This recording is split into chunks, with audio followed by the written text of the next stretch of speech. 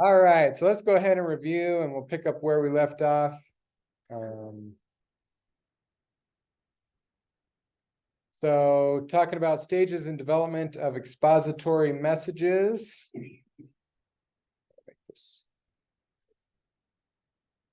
So we talked about selecting the passage, studying the passage, spent a lot of time on discovering the exegetical idea.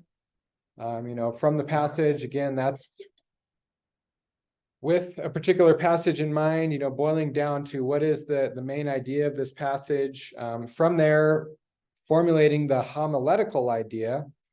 And I should be quizzing you guys, I'm sure, but let's start doing that. What's the difference between the exegetical idea and the homiletical idea?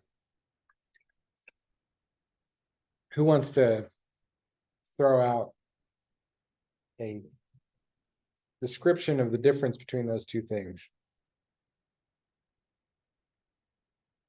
Okay,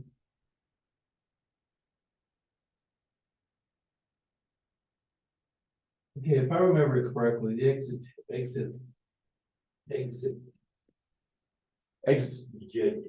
Exegetical, yes. exegetical idea was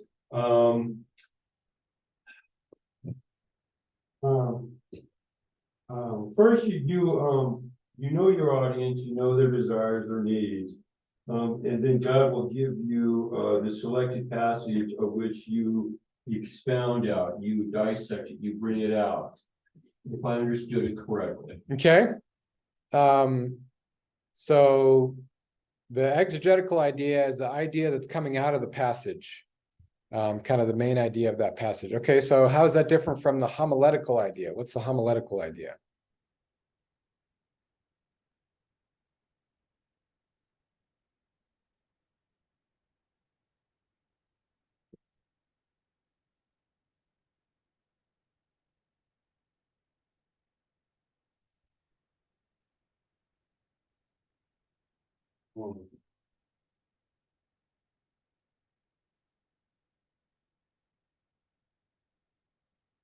You got something? All right, James wants to take a stab at it here. What you got, James? It says that obviously is you taken from the passage. Exegetical idea coming out of the passage. Homiletical idea says you state the idea as simply and as memorably as you can. Okay, that would be something about Crafting the statement. Crafting this. It has to do with crafting a statement. There's a little bit more of a definition we could give to it. What you guys are looking at there is kind of like expounding on something that we still haven't defined yet. Well, you've got to know your audience. Okay, it has to do with knowing your audience. So by knowing your audience, being in relationship Right here. being in relationship with these people, you know your audience. So you have an insight already because you've been in prayer, you know these people for a while. So God will already give you that idea, but then but it's more crafted to the people. You are Okay. you are more looking at what they are and their needs because you already know them. That's true. That's still not quite the definition that we're asking to for. recall. Go ahead, James. Reading directly from the notes because I struggled to recall it. It Okay. says the statement of a biblical concept in such a way, here's the key, in such a way that it accurately reflects the Bible and meaningfully, as Dale was talking about, relates to the congregation. Okay. We still want a little bit more of a definition. So do you guys know what homiletics is? What is this term anyways? So this homiletics is basically the field or the study of preaching. So it's a fancy term for just that field of preaching. So the homiletical idea is your sermon idea. So exegetical idea is the idea from the passage. Homiletical idea is the idea for the sermon. So that's where you're translating from the form that it took that you just brought out of the passage, homiletical idea is the form it's going to take for the sermon. So it's basically your big idea for the sermon, your preaching idea. But you gotta make it applicable. Right, so all those things that you guys said, it relates to it, but more of the specific definition is it's the idea for your sermon. So the idea for your sermon is hopefully gonna take into account your audience. Hopefully it's gonna be a crafted statement. All those things that you guys said, we need to understand that just in terms of the basic definition being, this is your sermon idea. So you've boiled down from the passage an idea that your sermon is going to be based on. So you'll hear the phrase big idea. It's the big idea of your sermon. Exegetical idea is the big idea that you brought out of the passage. Homiletical idea is the big idea for your sermon. So this is what we practiced last time, and we, tried to practice taking the exegetical idea that might be a statement that's more sort of dry or technical, but we want to get creative and have it be something that's more, presentable, more Receivable. yeah, receivable, understandable to the And audience. that's the homiletical. Yeah. Does that make sense? You got the idea, and then the homiletical is how you approach it, how you deliver it. Yes. That's going to be the idea in a more deliverable form.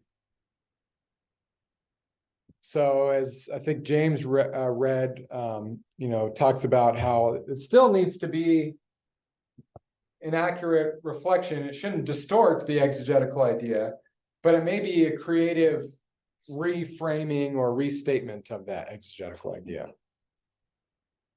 And it may expound, or it may even hone in. It may be less than the full exegetical idea. You might say, here's the exegetical idea of this passage, but I feel led to preach on just this specific part of a bigger, idea. So to go from discovering the exegetical idea to get to the place of formulating the homiletical or the sermon idea, we talked about analyzing the exegetical idea. So that's kind of the process. So what did that process look like? Do you guys remember? Analyzing it. Yeah. So what form did we talk about? What was the process we talked about in terms of analyzing Scriptures to bring in there, to relate to it, to analyze, to bring out that exegetical idea, to bring out other scriptures to bring that out, which then helps you with the homiletical. Not primarily. So this wasn't, we've talked about, sometimes you'll bring in other scriptures, but the content of our, what we talked about in terms of analyzing the exegetical idea was a little bit different. Anybody else want to take a stab at it?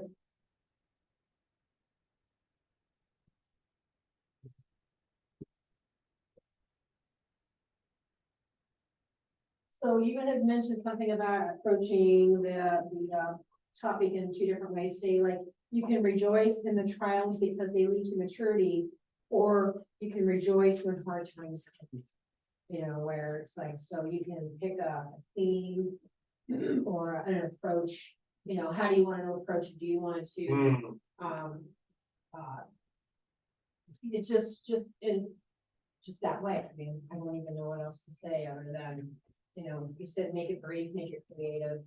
Yeah, so that's kind of more in terms of formulating that homiletical idea, but let's review the analyzing the exegetical part really quick, because this is going to relate to what we're going to get into maybe today, maybe tomorrow, but submit your exegetical idea to 3 developmental questions. So under number 4, step 4, this is on page 6, or actually your page is probably going to be different. For you, that would be page. We don't have them. That's all right. We got it here. Page something. We found it. Yeah, I was looking at that earlier. I was like, man, I didn't put numbers on these. My bad. So remember, these are the three questions. What does it mean? Is it true? Or what difference does it make? Or what do I do with it? So you're looking at, does this need to be explained? Does this need to be proven, or does this need to be applied? So that was the process of analyzing that I was fishing for there. So if I feel like this passage primarily needs to be explained, then when I go and develop my homiletical idea, Prove it. no, I'm going to explain it. So the process that I went through in analyzing, Well, no, by explaining it, it has the proof. we struggled with that a little bit, but we assumed that there's a distinction between explaining and proving. Explaining is more like making it understandable. Proving it is more like helping people to believe it or receive it as true.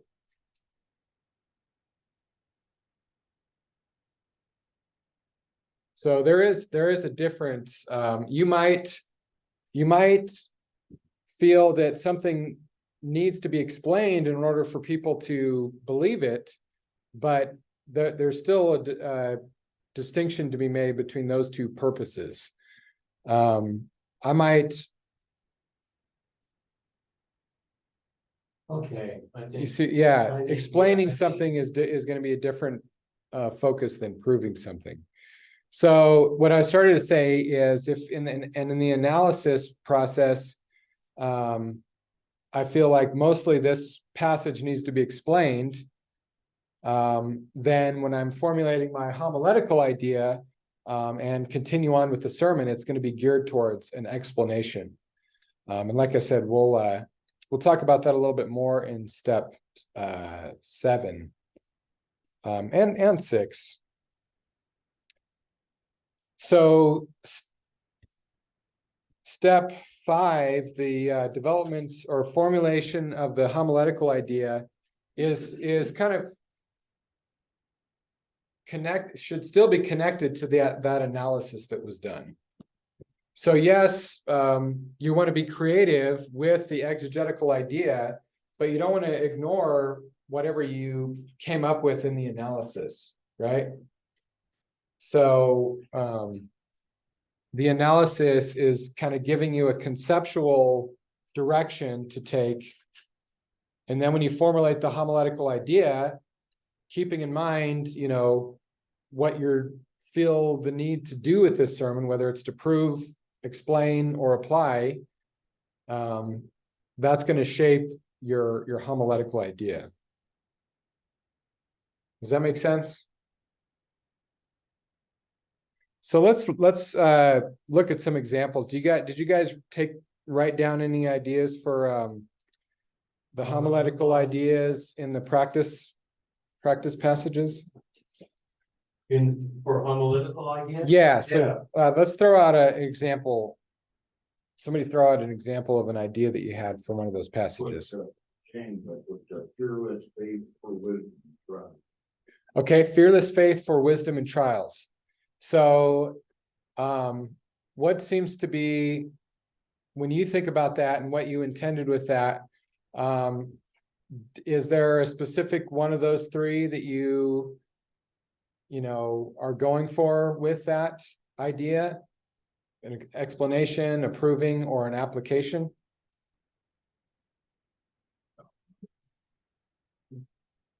That was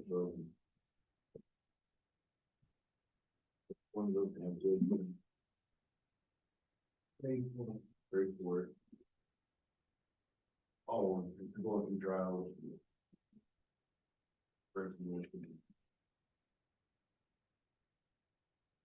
Well, even as you analyze it now, No doubt. in that, thinking of that passage in mind, are you trying to explain?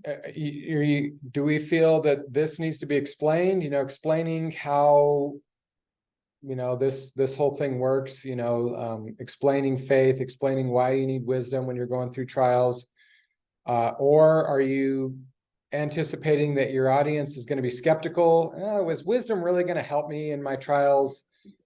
is, can I really trust God to give me wisdom, or is it more application? Maybe some explanation involved, but mostly the focus is on, as you go through trials, here's what you need to do. This is why this matters.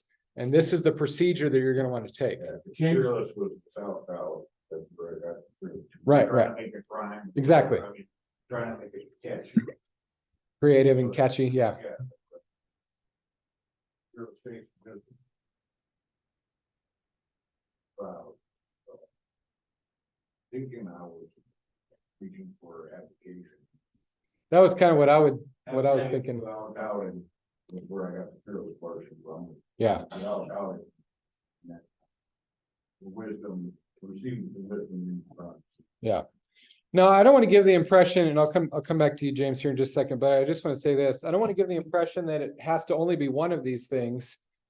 But just the point I'm trying to make is the connection between the analysis and the formulation of the homiletical idea. So we're going to talk about outlining as we go forward. So your outline might be 3 points, and they might be all of the above. First, I'm going to explain it, then I'm going to prove it, then we're going to apply it. Okay, that's fine. So your homiletical idea is going to be broad enough to relate to all three of those, purposes, all three of those things. If it was just one of those, your homiletical idea would be based on, this isn't, geared towards explanation, or this is geared towards proving. So I'm just trying to point out how, we don't just, there's a reason why we go through step 4 before we go through step 5, and the connection there. Does that make sense? James, you had something? well, yeah, I don't know if you can use it, James, but I looked at that passage numerous times in the blog, and it's very application oriented. I don't know, as far as proving, the passage, the proving is in the applying. I mean, I don't know any other way to put it.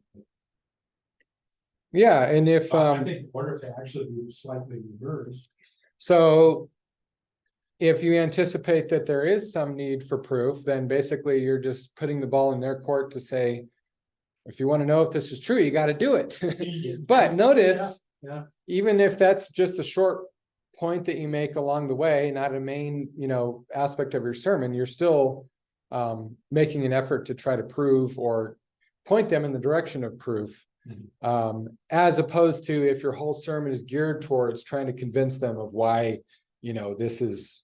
this is true, or this is needed, or whatever. You said something that really hit home, and that number 4 is important before you come to number 5. And it just hit me there because, you've got to expound, you've got to look at these things closely and understand what to apply to be true before you can even come together with your overall sermon idea. Yeah. That makes sense. The way you said it right there, kind of like, oh, okay. Yep. I've got here, in your crisis, God will always meet you and deliver the wisdom needed. You are not alone in your crisis. Okay, that's a long homiletical idea, but let's just use it for the sake of this exercise. What Okay. of those, what of those 3 questions is that geared towards? Is it, and again, it could be one of those, could be 2 of those, could be all 3 of them. But what comes to mind when you think about the focus of that kind of an idea as it relates to those 3 developmental questions? Is that a sermon primarily related to explanation, proving, application? Couple of those, all of the above? What's that?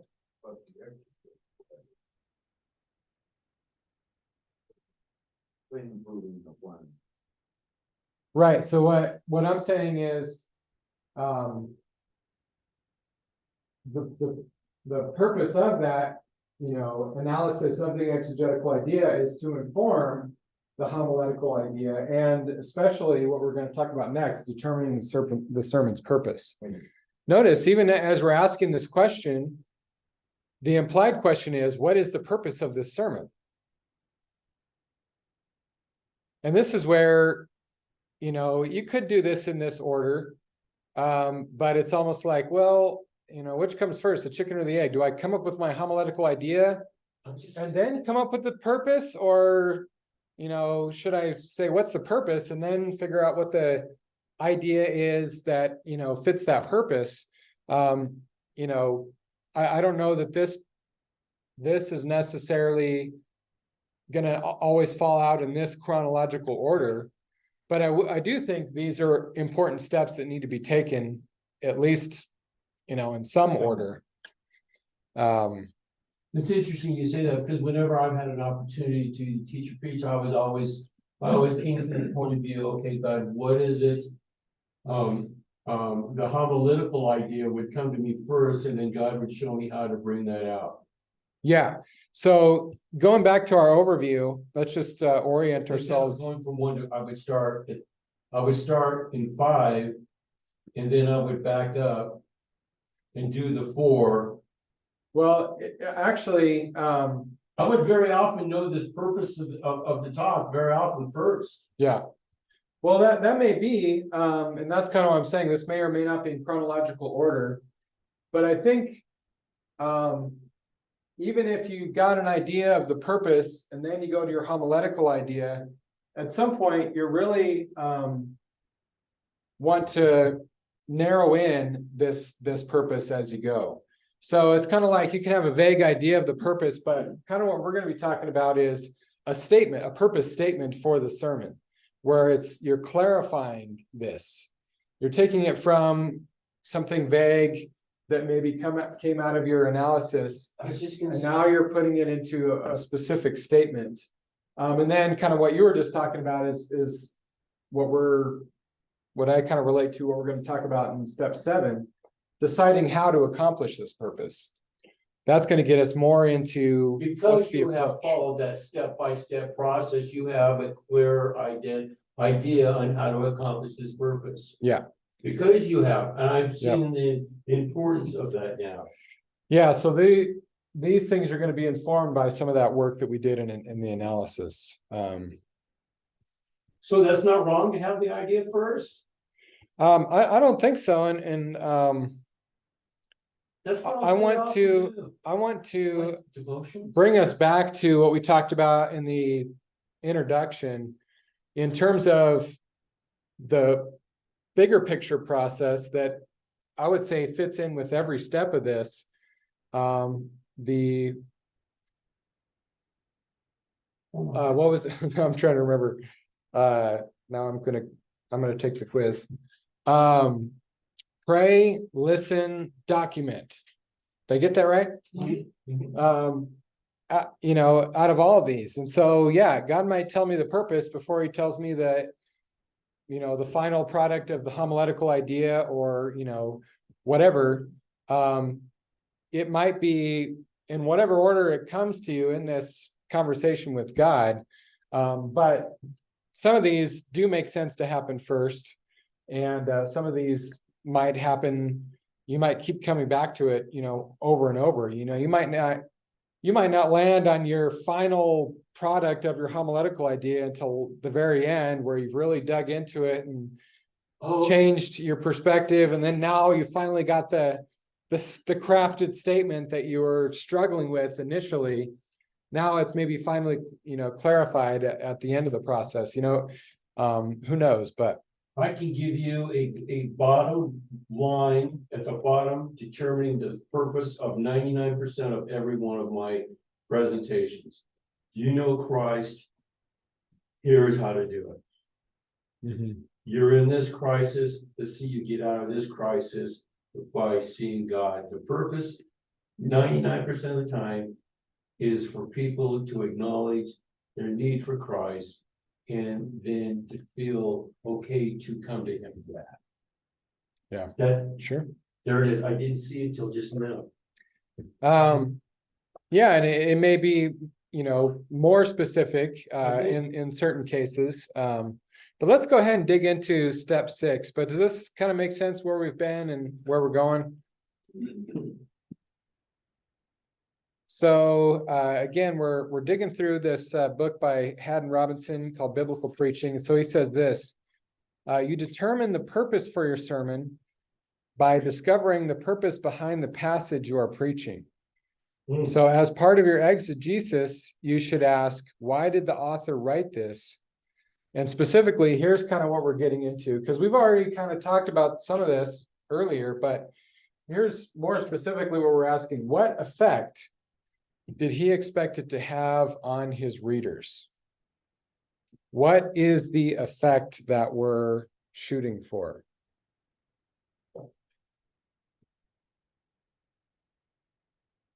So, in other words,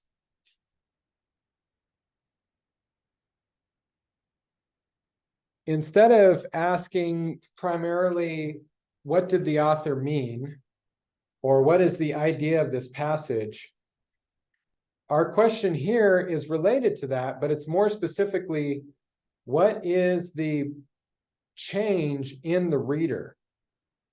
Or, you know, if we're talking about the original message of the text, or the other part of this question is, what is the change in the congregation?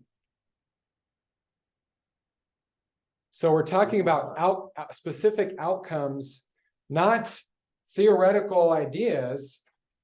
In this step of the process, we're talking about outcomes in the congregation. A change in them, in the way that they live or think or feel.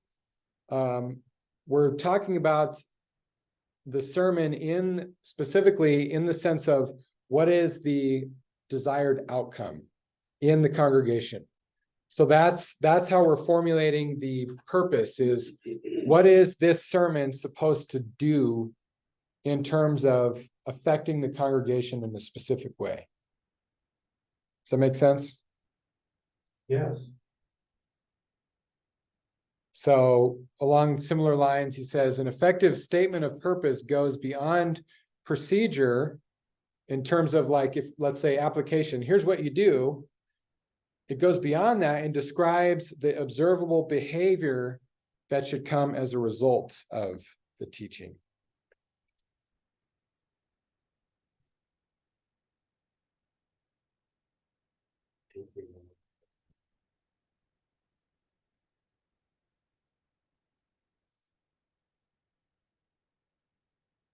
Okay, that makes sense.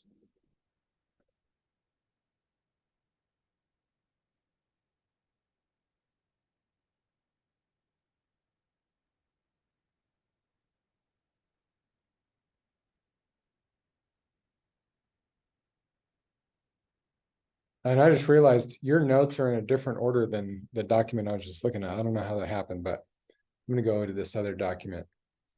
So here's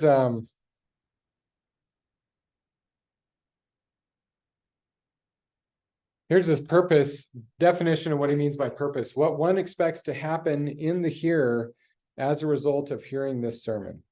So I think I said that. Mm-hmm. It would just been a little easier to read it instead of trying to come up with my own words. Yeah, we read that part. Okay, measurable results. The purpose of the sermon stated in terms of observable behavior. So we want the purpose statement to, in some way, be a measurable result. So here's where this table, I guess, chart thingy comes in on the next page. Okay. So to kind of help you state your goal, we kind of have 4 different kinds of goals.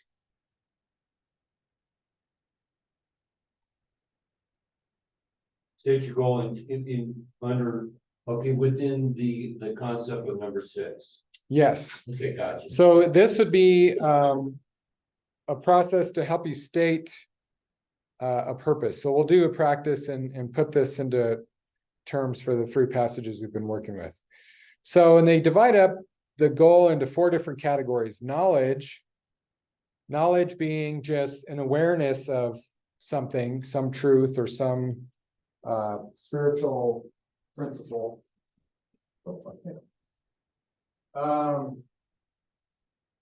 And it's a little bit tricky to differentiate between knowledge and insight. Knowledge is more just an awareness. Insight is more of like a kind of like discernment, distinguishing between different things. We'll look at this as we unpack some of the list, but you have knowledge, insight, attitude. That's kind of more like affecting their will, affecting their maybe even emotions. Or 4th category, skill. This is more specific, physical behaviors, right? So if the goal relates to knowledge, they give you some different words you could use. So you kind of see which term might fit the best. So you're going to write this in terms of a statement. So something along the lines of the goal of this sermon is for the congregation to do what? To become familiar with, whatever the topic is, to be able to list it. So like, let's say we're learning the gifts of the Spirit. And maybe for this particular sermon, you just want them to be familiar with what are the different gifts. You want them to be able to come away with, listing what those gifts are, right? Some of these are, similar, but to state something, right? So you want them to, have that awareness specific enough where they can actually state it. They can put it into words. Recite, recall, write, identify, memorize. Some of these are very similar. Some of them are a little bit different. To know something, to define something, be aware of, describe, recognize. So a lot of these can overlap, but these are just kind of different options of, what might, some might fit better in certain instances. These are than different others. approaches or angles that you just described in order to offer the knowledge, to say that your sermon point is for them to learn something, to knowledge. So then these verbs here are different approaches, different ways that you can obtain that knowledge that you want your congregation to obtain. Yep.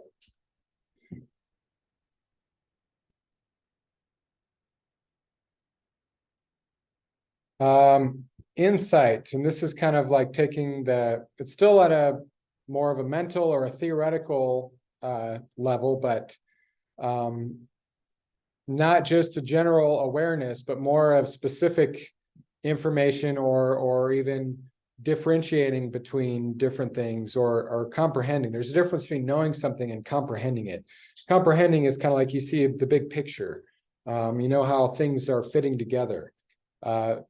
Understand is similar, more of a detailed grasp rather than just a general awareness. The insight will give you an opportunity to compare, contrast. Yeah, is this something where we have 2 different things? We want them to be able to compare or contrast these things. Insight will allow you to choose more carefully, select carefully, separate.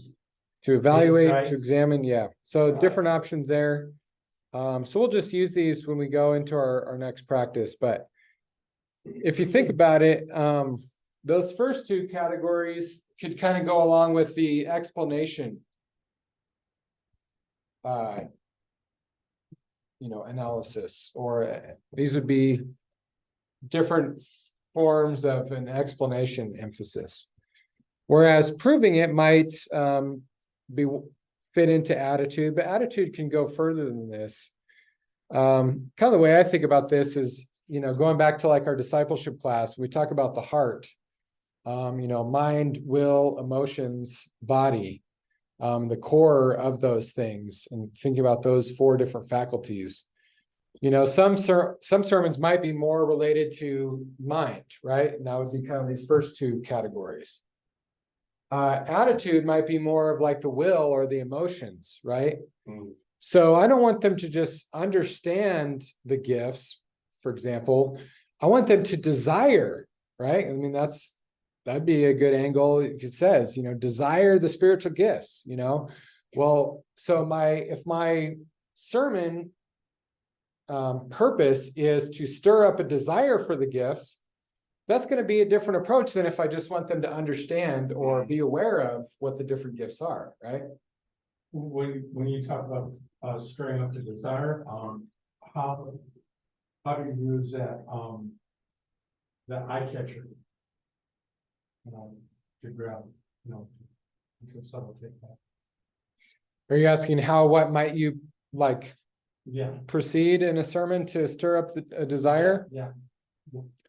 Well, this is just one example maybe, but for me, hearing testimonies of, gifts in operation tends to do that. Now it might also help me to understand what this gift is, to hear an example or a story of, an example of that gift being operated, but more than just understanding, for me, it's like, man, that would be so awesome. I remember, for example, one of the first books I read about prophecy is by a guy named Sean Bowles, and it's called Translating Guide.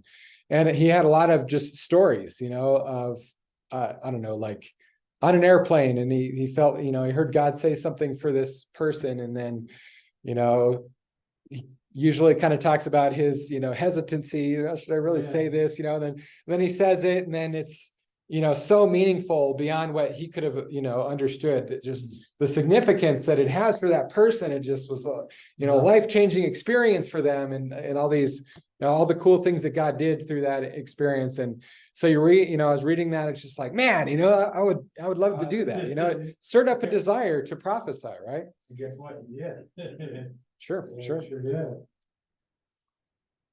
So attitude would be, a purpose for the congregation to have a confidence, be convinced of, be determined to, desire to, appreciate, sympathize with, etc.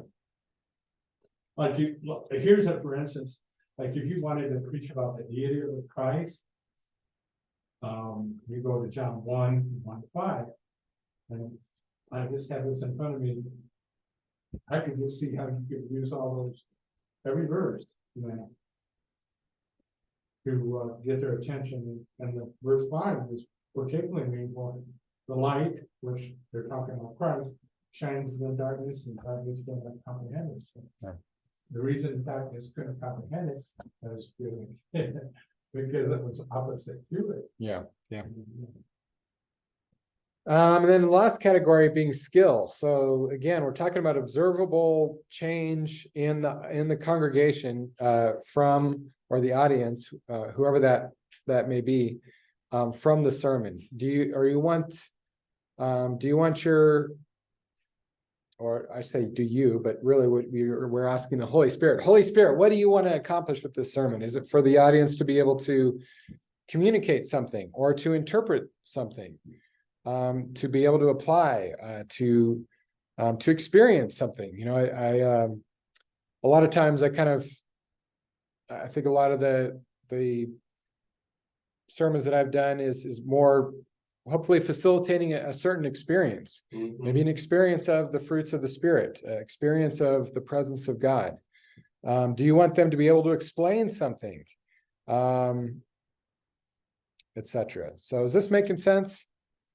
Would it be, yes, question. Mm-hmm. And I could just see myself, I just saw it right now, just a couple of seconds ago, that I could go present a sermon offering knowledge, then insight, attitude, then skill. And I could see that if you were to apply those, going from 1, 2, 3, then number 4, applying that skill, if you go through that process, you'd have that you might be able to communicate that skill for them to go forward. Not just focus on the skill, not just focus on the knowledge, but I can see where you'd be able to utilize all 4 in that process. Yeah, and that may very well be like, I don't know that you're necessarily have to limit yourself to one of these things.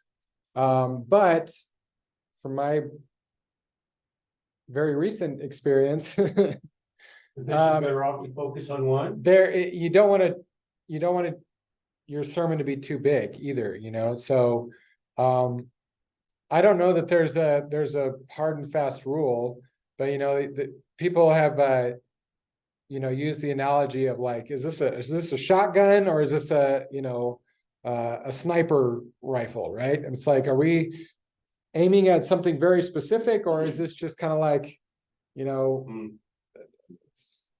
yeah, hoping this shooting in the general area and hoping they hit something. But if you think about it, some sermons might need to be more of a shotgun. Maybe with this particular topic, you anticipate that there's going to be a wide variety of needs that different individuals in the congregation are going to have in related to this. And so that might be more of a shotgun. You want to have something for everyone, and so you feel the need to have a few different approaches. Whereas with some sermons, it might be like, yeah, everyone is going to need this specific, need, right? So we can make this a sniper, rifle. We can focus in on this one specific thing, anticipating that everyone's going to need to, have a need that relates to this specific purpose. So is this making sense? Yeah. You guys ready to do some practice?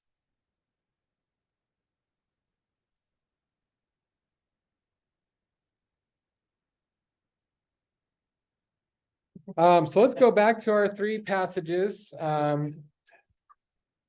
And keeping in mind some of the work that we've already done. So starting with James, you could look at your exegetical statement, look at some of your ideas for the homiletical idea. And then you want to look at, this list, maybe to give you some ideas, but you want to put your purpose for this sermon for James 1:5-8 into a purpose statement.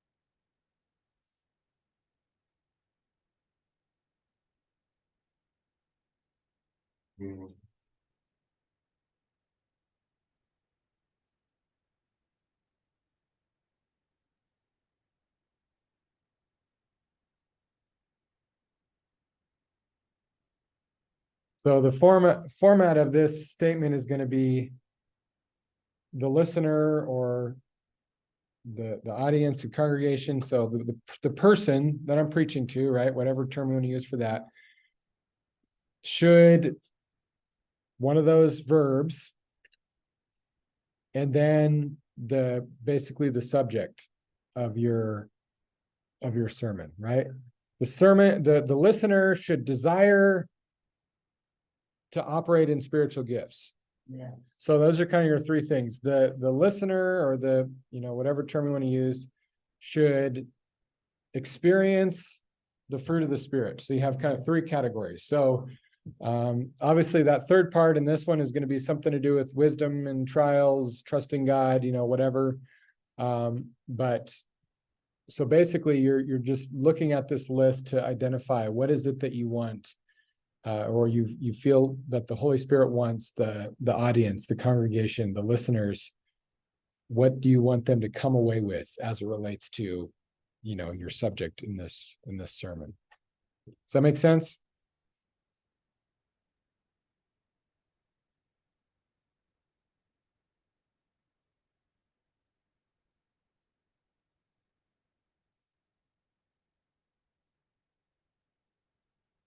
Well, it looks like I see a pattern already in my thought. All right. Go ahead and try to put put a purpose statement down and we'll give everybody a few minutes and then we'll share what we got.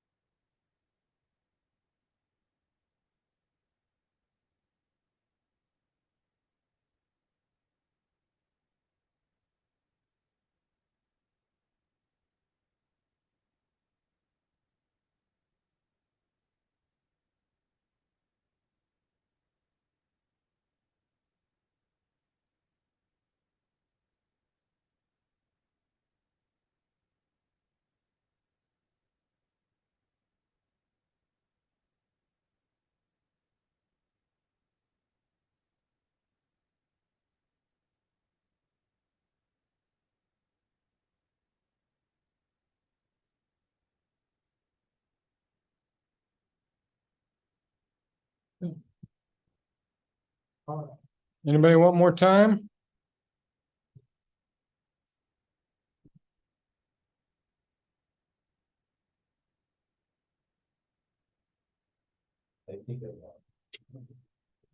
Well, I certainly hope you do. If you miss it, it's not gonna be good.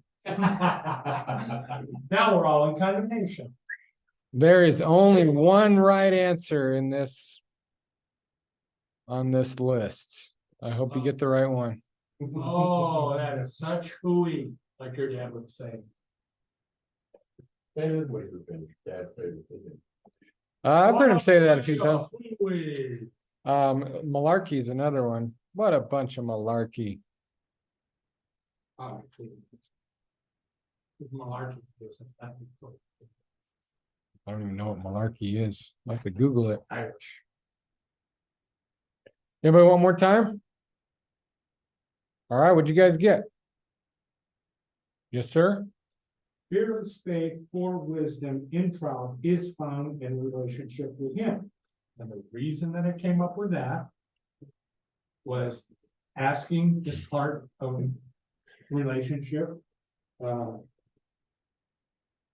And trusting is part of a relationship. Okay, Okay.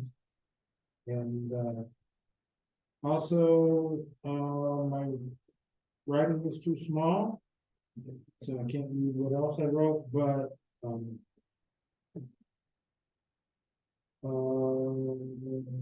without doubt is an expression of no trust, so. and that is- okay,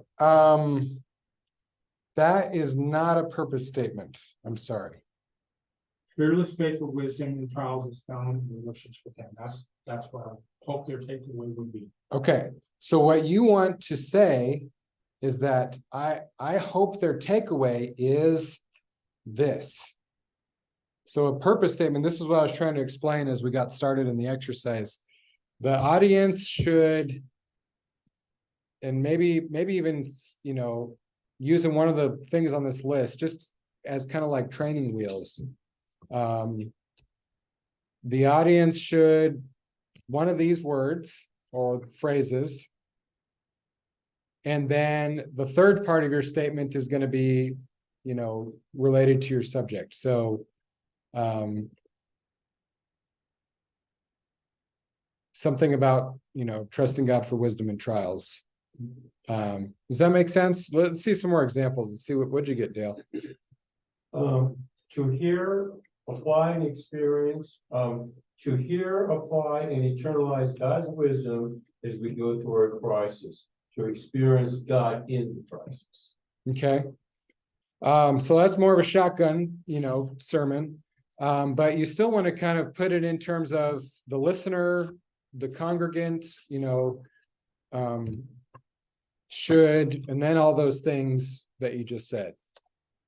So it's kind of like, if you wanted to really, you know, go the extra mile, you know, when they hear this sermon, the listener should do this, right?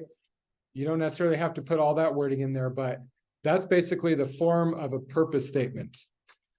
This is the listener's response to the sermon. And that is the reason is to experience and internalize. I mean, what I'm saying is kind of more of like a grammatical thing. Your sentence isn't a sentence, it's a phrase. So Okay. that's all I'm trying to say is the listener should, you know, whatever all those things that you just said, instead of to, etc. So you just cross out to and write the listener should, and then your sentence works. In trials come, have confidence in God to show you how to discern the situation and move forward in understanding the experience. Okay. So, and again, you know, kind of same thing that I would suggest for a proper purpose statement. You're saying this is what I'm hoping the audience is going to do. It's these things. James, what'd you get?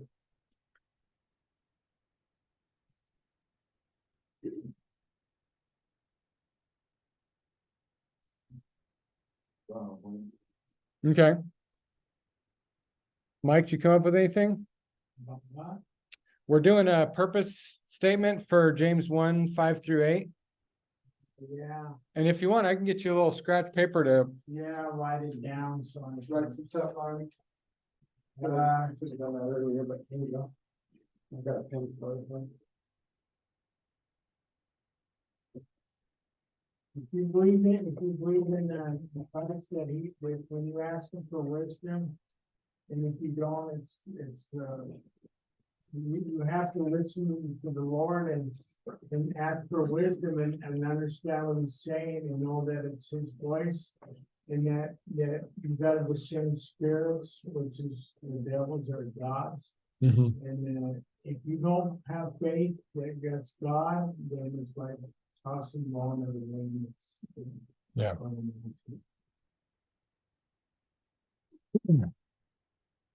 I'm gonna wait for James to come back before here he is. Okay, so here was mine, and I literally just copied and pasted this. So the listener should, and I just put have confidence in. That was the first one on the attitude list. Since that's the one that seemed to fit more like trusting God for, right? Yeah, So the listener should have confidence in God to provide wisdom in trials. yeah. So that'd be more of like your sniper purpose, right? This is, a specific, Very narrow chart. yeah. So, and I would say some of those, examples that you guys gave are pretty bulky. Yeah. Not that that's necessarily a deal breaker, but, a lot of times in, my somewhat limited experience, but still, the purpose statement is a little bit more concise, generally Well, by the speaking. time you get to this step in the process, you should have a more Right, focused thought directive or, goal by that time, because you've gone through 6, 7, 5 or 6 Right. different, and should, by and, that time, if you're listening to it, you have Yeah. something very definitive for you to hear. and this is really what we're doing. We're taking all this groundwork that we've just gone through and now using this time to hone in on that. In other words, what I'm saying is you may not have all of that yet, but you have lots of, fodder for it. But in this step, you're really, identifying what is that target. And I, it could be multiple things, but probably closer to one on the spectrum. Generally, that's more of a general rule of thumb type thing. Okay, let's do another one. Let's go and look at Romans 8, 1-4. So again, you might want to review your exegetical idea, maybe some of your ideas for a homiletical idea. I would encourage you to kind of have a similar form. The listener, let's just kind of stick with that. The listener should identify 1 or 2, maybe 3 at the most, words from your table.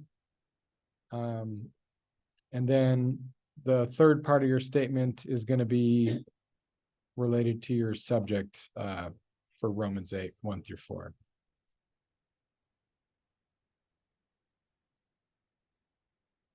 I didn't write down the homiletical ideas. Man.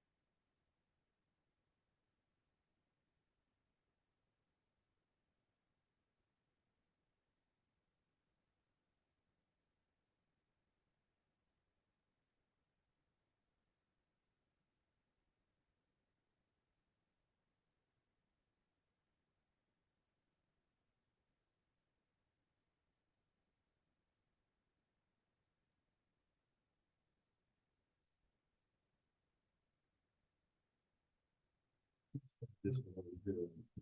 One more sentence, like, my brain was.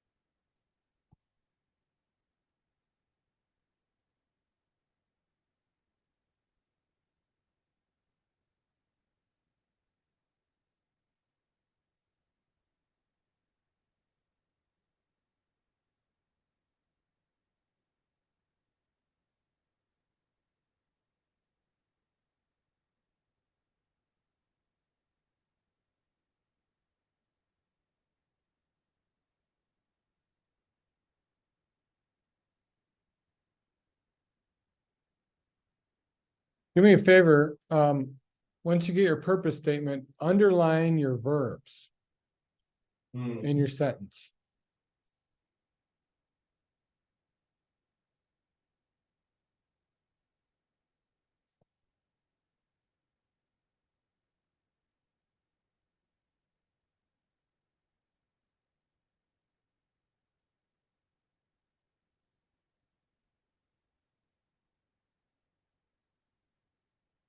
That's really the essence of the purpose. What is the congregation gonna do? What is the listener gonna do?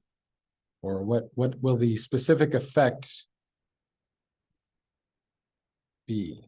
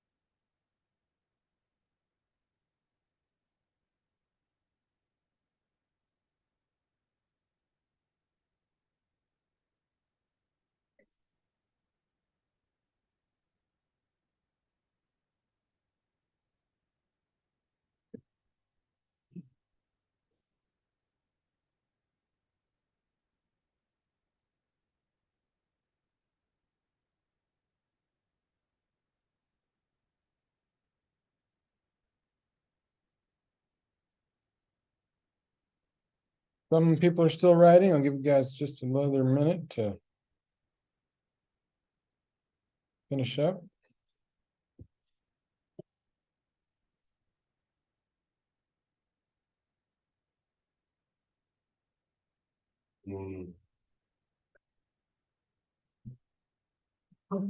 Dale's ready to go. Jumping at the bit. Go ahead, Dale.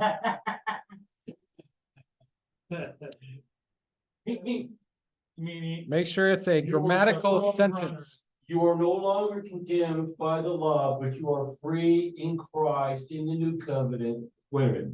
You are no longer condemned by the law, but free in the new covenant in the resurrected Christ. Nope, not a purpose statement. That was an insight for them to comprehend, compare, and understand. Okay, so the listener should compare, comprehend, and understand that, By that statement, etc. and I did. No, but this is what I'm saying. This is what you write down.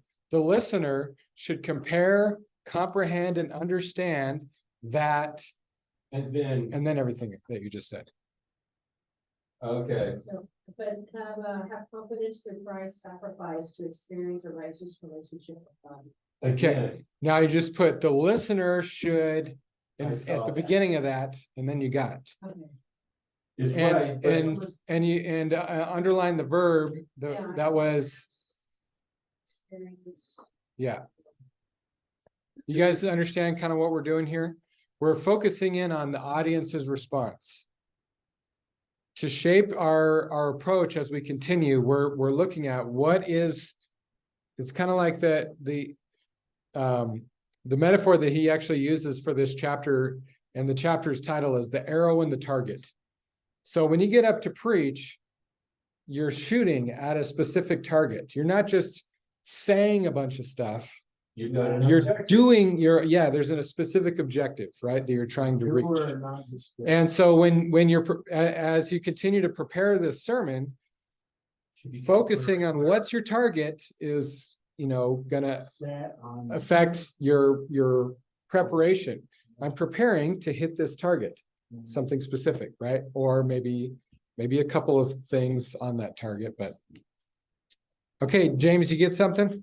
Yeah, the listener should compare, comprehend, and understand that Jesus has set him free from the law, sin, and death through his sacrifice. Okay, yeah. Oh, I can, yeah. You guys getting it? Okay, James W. I just went right down the line. Yeah. It's pretty easy. James W., you got something? Good guess. The listener should,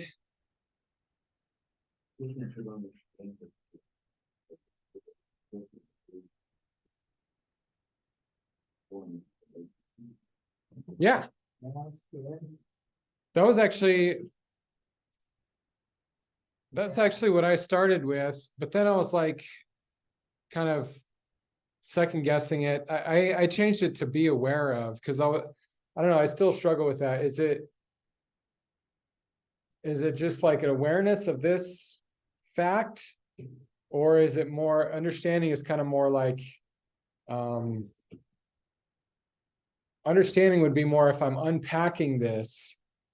But I was wondering if maybe this sermon is just, I want them to come away with this specific awareness. So I kind of wrestled with that a little bit, but that's basically the same thing that I just, this time I just copied and pasted that, which was the exegetical idea that we kind of came up with as a group. So the listener should be aware of the fact that Christ died so that they could have a relationship with the Holy Spirit who fulfills righteousness in and through us. So it was a little bulky, but then I also added on and trust him accordingly. So There you go. that was a little bit more of a shotgun, but It's a what? Jaredism. did you get something for that one? Mike? Kind of long. Okay, well, we're doing long these days. Its spirit is set free from death. If not, it leads to death. The law is right. Jesus came in the spirit that sin is death. I would not do it. Okay, so that's more of like an exegetical statement. So in this part of it, again, we're trying to focus on what should the listener's response be? What effect should this sermon have on the listener? That is, if your spirit, if you're not in the spirit, and if you don't do it, if you ain't in the spirit and you're messing around with the law and stuff like that, the law of sin and death, that Jesus came for our righteousness, that we would serve him and we go by the law. So let me ask you this. So you have that idea on paper, right? If you were going to preach that sermon to, let's say you were going to use that as a topic for your Bible study downstairs, right? Yeah, What do you want, whoever shows up, yeah. what do you want them to, how do you want them to relate to what you just said? I would say, okay, this is what Jesus came down here for. So let me ask this question differently. So look at this list on the screen. Okay. Pick one of these words to that the closest fit. Do you want them to know what you just said? Do you want them to experience it? Do you want them to appreciate it? I want them to experience it. Okay, so then say the listener should experience, write that at the beginning of everything else that you just wrote. Okay. The listeners should experience everything that you just said. Okay? You should, if you're gonna go through something, you're gonna experience it because that's what Jesus puts us through. We're Right. gonna experience it, and we have to be strong to get out of what we got into to get right with God. Yeah. And if we don't experience what we did wrong and what is right from wrong, then you're gonna pay the penalty to the death of, Right. of what Jesus did on the cross. So, and just remember, the whole reason why we're taking this step in the process is because before we continue to finish putting together this sermon, we want to, if our goal is for them to experience it, you want to be able to present that in a way that as best you can, empowered by the Holy Spirit, so that they would experience that. You don't want to just talk about these things. You want to present it in a way so that they will experience it. Yeah, That's your give a goal. testimony, right? Yeah. So you say, okay, here's a testimony. Here's what happened. You know, the devil, he attacked me very strongly. And I didn't know, I thought it was right, but later on I was reading the Bible. And I was saying that was wrong. And I read the Bible and I said, no, I'm right, I'm right. I'm right. Yeah. And the devil's saying, yeah, you are right. And God's saying, when you read the Bible, sexual morality, lust, adultery and all that, Yep. you are gonna be convicted of that Right. because what you did. And for my self-experience, that's what I did, but I knew how to get out of it. I knew a way to get out through God, through his voice and Yep. his conviction of what I did wrong. And then he cleared it up. Now everything's fine. And now I experienced that. Now I want you, if something happens in your life, you experience it, you know right from wrong. Yeah. You go by God's. So the whole point of this is when you're preparing like a sermon or a Bible study. So, because that testimony that you just had would be something that you would put in your outline. So we'll get to that part of the process. Okay. But the whole reason why as you're putting together your outline, the whole reason why you decide, I want to tell this testimony Yeah. is so because then- you feel like that testimony well, is going to meet that goal, but it's Yeah. going to be a specific goal, right? Yeah, that was my specific goal is So to do what is right. another thing that just came out of what you just said is maybe another purpose that you could identify is you want them to know how to overcome temptation. Yeah. That was one of the things I just heard you say. So that would be a specific goal. And that was my goal, and it happened. And I know right from wrong now because I listened to him. Right. And I studied the word, and it was talking about manslaughter and stuff like that. What people do on the pulpit, Yeah. how they tear apart people with their words and Right. money in that.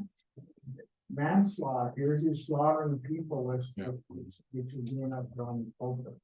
Okay, you guys ready for the last passage, Hebrews 1:1-4? So let's try to work on a purpose statement for that one.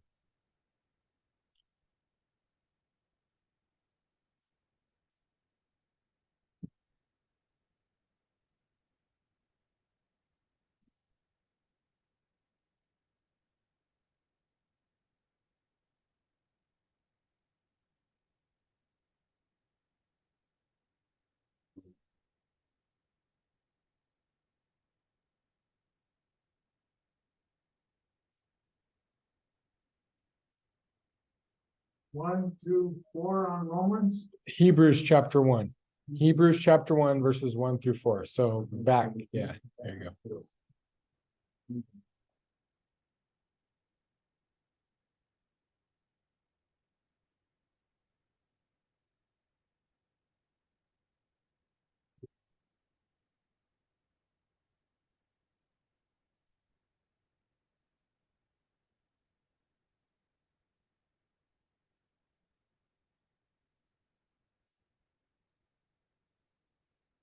Hebrews chapter 1-8. Hebrews chapter 1, verses 1-4. Okay.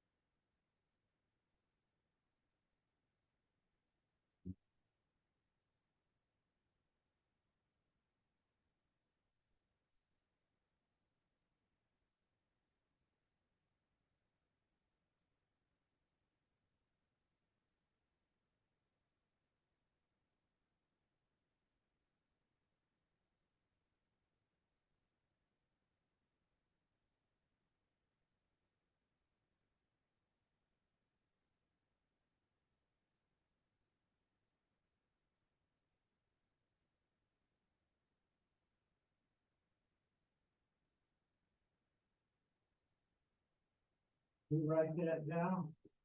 What you wanna say? what the purpose is from preaching that passage. So the listener should, what is the result that you want the listener to have? So imagine you're going to preach that passage to, maybe a group downstairs. What do you want the results to be in them? So again, and actually, let me. You see the set of notes? Yeah, I've been noticing. we didn't know we're having class, so we didn't break notes. Let me get you. I didn't know, I didn't know. December 20th. I didn't even know it's gonna be the Bible study that I keep doing. So I'm gonna do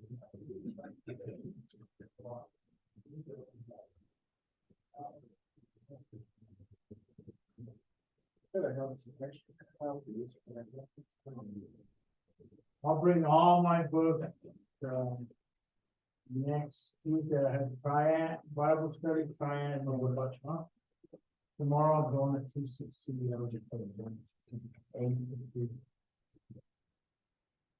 Okay, I guess I don't have that.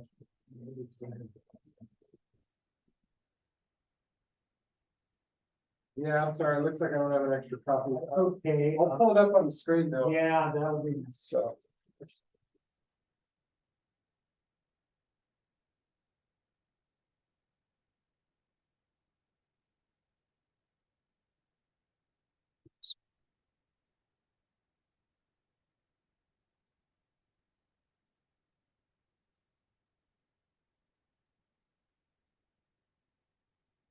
So maybe choose one of those words that best fits your goal for your audience for that passage.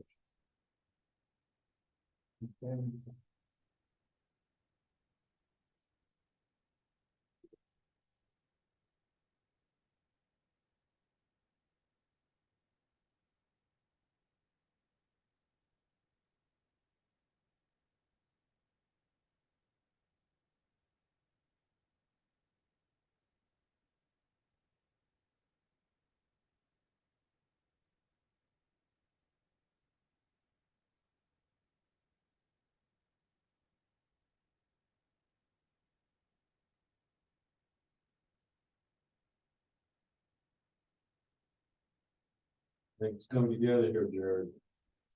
Make sense? I think it's coming together, brother.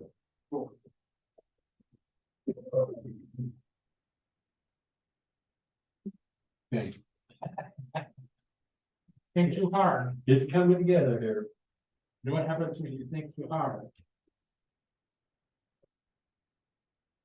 I'd say better to think too hard than not hard enough.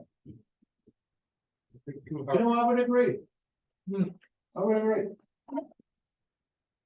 Except for the occasion that you over it. Ah, I don't know if that's a thing. That might be a myth. yeah. I think that might just be better stated as misthinking. Ah, So that the problem is not in quantity, but in quality of the product. yeah. Ah. Well, This guy is such a philosopher. quality. He is so philosophy oriented. Quantity. He lives, breathes. Oh, let's start. God breath, read the word. Okay, those for- God breath, breath. I mean, those- Everything is. Okay, you guys got it? Think I got it. Anybody need more time? Okay. Who wants to go first? I will. So I put the listener, Yes. and then I put, I've got three choices: understand, comprehend, or be aware of why Christ came to earth as the Son of God. Okay, there you go. Yeah, I don't know which one would, understand, comprehend, or be aware of, which would be most appropriate. So, one question to ask is, kind of the depth of the content, right? So is it be aware of is more just like, surface level you know, Right. certain That's facts. my first choice, and I'm like, nah. Understanding is where you're gonna unpack, you know, more of a complex, you know, your content is gonna be more complex, so they're understanding, they're not just aware of, you know, 5 things, but how they fit together, and, you know, that'd be more like understand or comprehend. Go ahead. For the audience, Uh-huh. to comprehend and understand the perfect purification work of Christ on the cross. Okay, so you don't want them to experience it, Almost the same there. so you don't want them to experience it, you just want them to know about it? Well, you would- An experience. But that's what I determined is the goal. All right, That if you will comprehend and understand this, that you will experience it. But maybe. That was as that's assumed, not, right? Is that what you're saying? No. Well, that's That the, have to be clarified in discernment. well, that's kind of the question that we want to answer at this time. What is this sermon supposed to do? Right? There it is. yeah, Hebrews 1-4, when you understand and comprehend what Christ did on the cross. Yeah. So go ahead. so again, as you said earlier, this is going to depend on your audience. Mhm. Do you anticipate members of your audience not having experienced this yet? In which case you want to, Well, I'm not present gonna take this- I'm not gonna take it for granted that any of them in the audience are. so that's where, you know, it might depend, right? If we were, let's say we were preaching to each other, and, you know, we have an idea, an awareness that each one of us has a profession of faith. So it might be more, we want to understand a deeper understanding of something that we already have a surface level, you know, awareness of, or maybe we've already had an experience of, but the purpose of this sermon is to have a deeper comprehension. Well, that's one thing. Now, if, again, like, let's say it's a Sunday morning and you have a much different congregation, and you want, you know, some of those people may not have even experienced this. They may not have an awareness or an experience of it. Well, you might not go as deep into the comprehension. You might go more into an awareness and an experience, right? yeah. So again, this is where we're kind of, it's more of a fine tuning process. What is the specific goal? There's all kinds of possible goals you're honing in on as the Spirit leads. What are the or the 2 or 3 specific goals of this sermon? The listeners should comprehend and understand that God has previously spoken through the prophets, that now speaks in His Son Jesus. Okay. So you don't want them to hear, you know, you don't want them to experience it either, I guess. All right, that's fine. That's why I wanted to go first. Okay. That good idea, but the new government, the spiritual, the old government. Uh-huh. Right. We can make it God, but we can- More excellent. Say that last part. More excellent. encouragement Yeah. part of it. So what do you want them to do with that? You did write it down. Understand it. Okay, understand it. Mike, what'd you get? I got,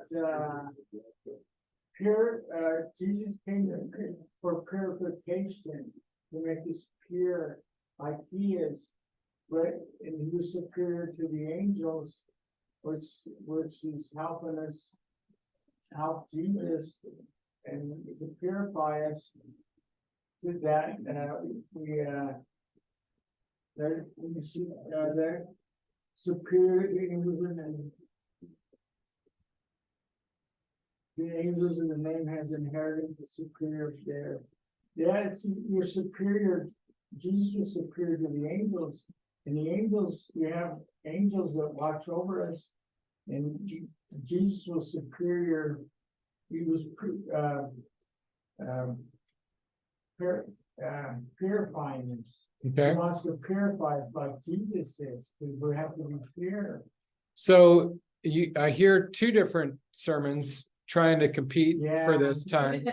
We want to know about the angels, but we want to, so I would say, But the word because has, again, we want to look at what is the goal in terms of the audience's response. So when you're talking about purification, maybe this is a sermon about the listener should understand and experience the purifying work of Christ. Yeah. You see what I'm saying? You're honing in on what's the specific goal. You want them to know, what does it mean that Christ, made purification for sin, and then maybe experience that purification. So do you see how that's a little bit more specific? Yeah. I got it, but I didn't write it down. And I know what you're talking about. And writing it down is helpful because it kind of helps us to really put it into specific terms. So I don't know, I'm second guessing it since I gave you guys a hard time about experiencing it. But what stood out to me was appreciate. So the listener should appreciate the person and work of Christ. Yeah. And you can unpack that in terms of, the communication, the essential nature of his deity, maybe a couple of those things, but so is this making sense, you guys? Yeah. Last COVID was like, it's coming together.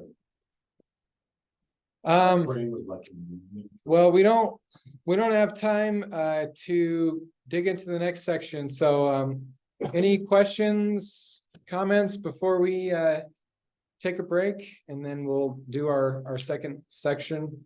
thank you. Yeah. I think this is good. I think the practice part of this is really important for going deeper into, this topic. Yeah. So let me just throw this out here. One of the things I was thinking in terms of where we're going from here. So obviously we're going to continue the rest of the steps of this process. I was thinking we might want to do a section on preaching the gospel specifically. So I think that might be what we would do next. And then maybe get into teaching after that. Because when we look at preaching, we talked about this early on in the class. That terminology shows up in a couple different ways. We've been talking about preaching in more of a, congregational context, but really focusing in on a presentation of the message of the gospel, I think is a more specific function than just spiritual growth kind of a sermon. So I felt like we should work on that. And it's kind of like, I was thinking about when we did our ministry class, and, for a quiz, we tried to write down kind of a paragraph, the gospel summarized in a paragraph. Remember when we did that?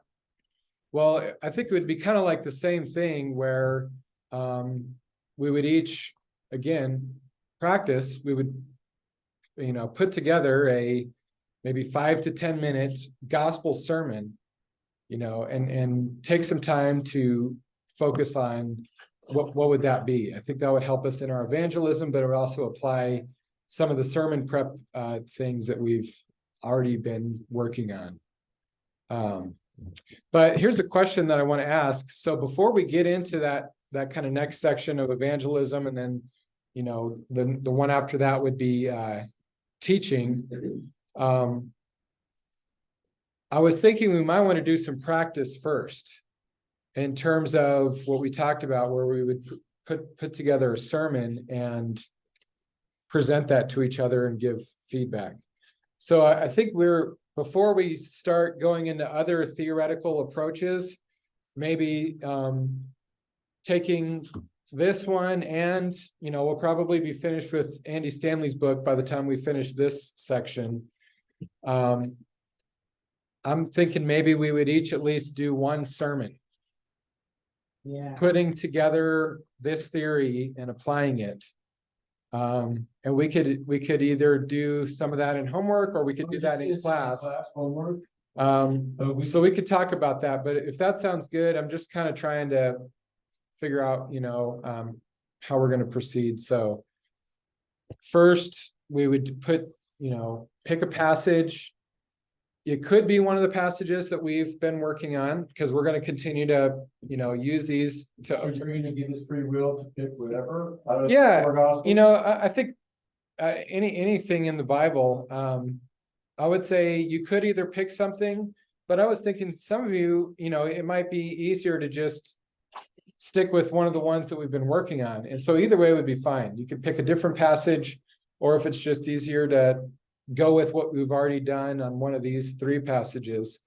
But after we finish this, 10-step process, and we've done a little bit of practice on each individual step, then we could maybe take some time in class, kind of a workshop, each one of us deciding on a passage, starting to put together a sermon, however long we need to do that.